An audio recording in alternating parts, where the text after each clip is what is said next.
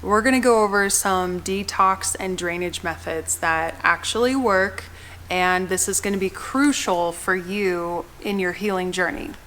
All right, this is my favorite subject because, as the child's book says, everybody poops, okay? But it's not a subject that a lot of people are comfortable talking about, so that's fine. I'll talk, you listen. Okay. Don't even watch the rest of this video if you're not drinking enough water. That's amateur level, right? So you should be getting enough water in your body so that you actually rinse things out. Your body weight divided by 2, that's how many minimum ounces you need every day. That's if everything's normal. But if you're recovering from any kind of autoimmune issue, virus or bacteria like Epstein virus, COVID virus, Lyme bacteria, whatever, you have extra work to do. So don't go below the minimum ounces. You have to really up your water. One thing that you can do is get that nice gray salt, the Celtic salt. It's with a C, C-E-L-T-I-C. And you can put a pinch of that in your water as you're drinking it. That has like 86 or 90 minerals, or I forget what it is, but that's pretty popular in a lot of the health professional circles that I work in, is just restoring that stuff. Gatorade, vitamin water, that is, I'm sorry, I'm just gonna say it, that is not your friend, okay? All you need is a pinch of the gray salt. That's it. If you want flavoring, lemon juice, apple juice, tablespoon, it's fine. I would highly recommend that you do not have water while you are eating. Here's why. I have recovered from hypochlorhydria. Now, that's not enough stomach acid. So if you don't have enough stomach acid, your body doesn't make the necessary pancreatic enzymes for you to break down your food. This is a major problem for people with leaky gut syndrome, food intolerances, food allergies, things like that. Plus, it sets off a nice inflammatory cascade all through your gut. If your gut's not healthy, you don't have the immune system that you should have. So if you care about fighting, the colds, the viruses, the flus that are out there, you want your gut as healthy as possible so that you have the immune system that you need to have. Obvious, right? So stomach acid is key for that. It's one of the first things. You masticate your food, you swallow it, goes into the stomach, your body breaks it down. And if you're drinking water while you're eating food, you're changing the pH balance of your stomach acid. Okay, simple as that. So if you have to have something, have maybe a lemon water, as little as possible while you're eating, and then you can have better digestion with that. So let's talk about the digestion process. You can have, I've also recovered from gastroparesis, which is like part of your intestine that just doesn't want to move anymore. Your intestine's supposed to kind of like, move like this and just get food along the way and move it along down the line, in other words. But a portion of it can just be absolutely stuck and not moving at all, which cause a little bit of a log jam. So you have ascending colon coming up on the right side, transverse colon going across, and then descending colon on the downside. Descending colon is what people are pretty familiar with diverticulitis, your sigmoid colon, things like that, just kind of like falling out of place. Because if you're gonna get stuck, and especially if you have hypermobility syndrome, your gut tubing, the connective tissue in your gut, can present a problem because you can like pucker, it'll get outstretched and twisted, and it's just this whole thing. And your gut tubing is like 30 feet, something crazy like that, 30 feet or 33 feet. So, there's a lot that can twist in there. So if you're lying on your back, here's a really easy way for you to get things going again. Lie on your back and then just start feeling for ascending colon. You'll notice, like if it's a burning area, you're in muscle. But if you can kind of feel that gut tubing, it just feels like a hose in the yard, okay? So it's there, and then you'll feel something that's just like kind of stuck and really hard. And if you just press on that gently and then rock your knees back and forth while you're lying on your back, you'll start to feel that just kind of like open up. So it's a really easy thing to do. Now, if you want to go a little deeper into that, I love the Yamana digestion body rolling. It's a class that I teach. I do it online too. And that is liver, spleen, kidneys, esophageal connections, your large intestine, your small intestine, uterus, bladder, like it's all of it. It's like a 90-minute class, and you are wiped afterwards. But for you to do something like simple, you only have like a couple minutes, but you can tell like it's been a while since you've had a movement and you need some help. So you have to go in the direction of your digestion. Ascending colon is up. You never push down on this part. Transverse colon is across from the right to the left. Descending colon is down. So you're going to be like kind of at this rib corner, and you're going to be down on the left side. If you can't reach, or your hands are a little weak for whatever reason, trick number 2.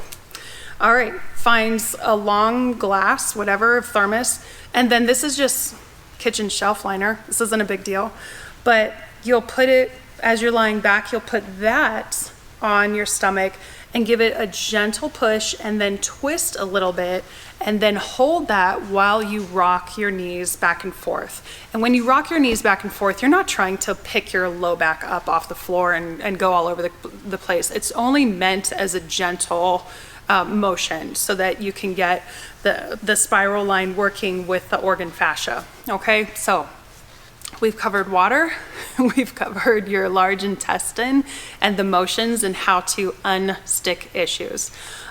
So let's go just a little bit further into this. You should be having a bowel movement for every meal that you eat in a day. I know, like who does that? That's a super pooper right there.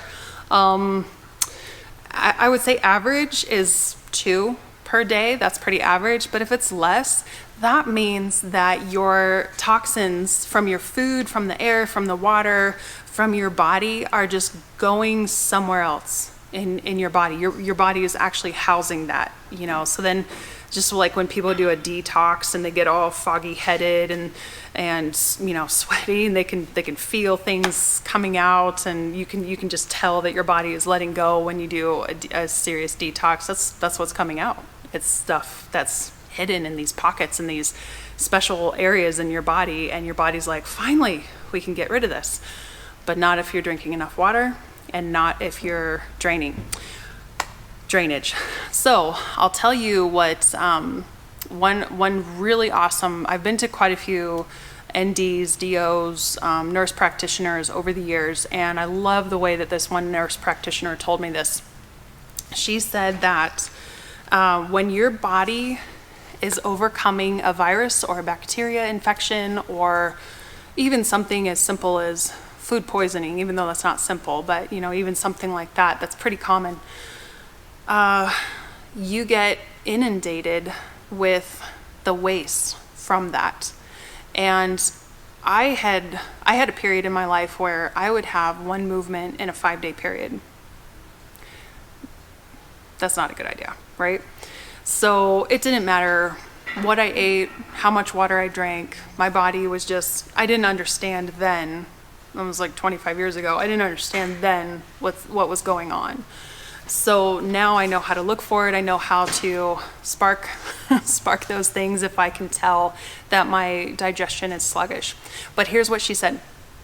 She said, imagine all these viruses and all these bacteria, they have their own bodies and they have their own life cycles, and then they die, or your white blood cells did a good job and they killed it or whatever, and now their body is just there. So she said to think of it like a war in your body, and these old debris of viruses and bacteria are just like bodies on the field. And if your system is inundated and overwhelmed with whatever is going on with you, it cannot clear the bodies from the field. Does that make sense? So if you're just sluggishly, you know, barely getting movements out as it is, your system's not going to allow you to stir up trouble for detoxing, because you can't handle regular elimination, so it's not going to give you extra elimination to do. Okay, so you have to get on the regular schedule. So there's a tea I love. It's by Traditional Medicinals and it's called Smooth Move Tea.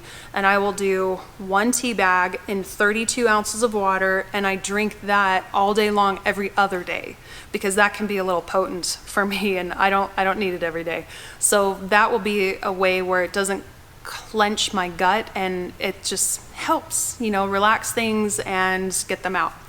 But I really pay attention to how frequently there's a Bristol stool chart, and you can go, it doesn't show you, it's like cartoons, so don't worry, you're not looking at pictures of like terrible things, but it kind of explains what the goals are, and as far as size, consistency, duration, frequency, all those things are explained on Bristol stool charts. So you can go check that out. We don't have to go do that here. But think about just the bodies on the field, right? And if your system, and I mean everything, the white blood cells, the lymphatic, all of the things that make up your body's elimination system, if it's overwhelmed, it can only like clear things out and just put it somewhere, because it knows you're not going to get it out.